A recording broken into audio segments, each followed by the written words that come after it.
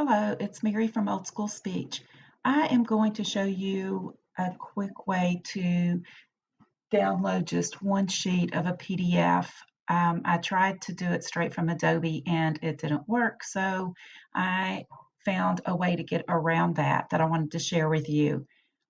Of course, as we're all trying to find different ways to serve our students, we don't want to be able to give a parent the whole product, but just maybe a page or two, whatever the student needs to work on. So I think I found a way to get around this that I'm going to share it with you. If you'll just give me a second to click back over here. Okay, so in Google Drive, you're just going to open up your drive. You're going to, in your files, click on, find which one you want to take just a page or two from.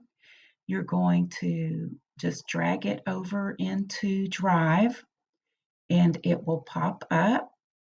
Double click on it and open it up. On this page, on this window, you're going to click on the printer icon. That will open up a new window.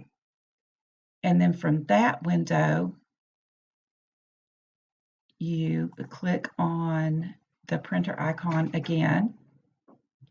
Look at the destination, make sure it says save as PDF. So I clicked on PDF. The pages, I don't want all of it, so I'm just going to choose a page. Let's say page 6, and you can see that's page 6.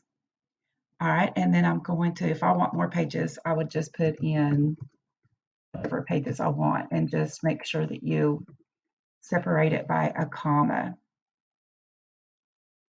Okay, so I'm only going to save one sheet. And then you click Save.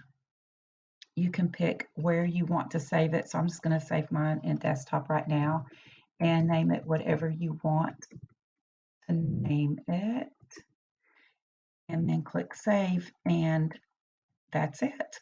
Then you should be able to go and click on, find it over here and click on it, and it should open right up just that one page.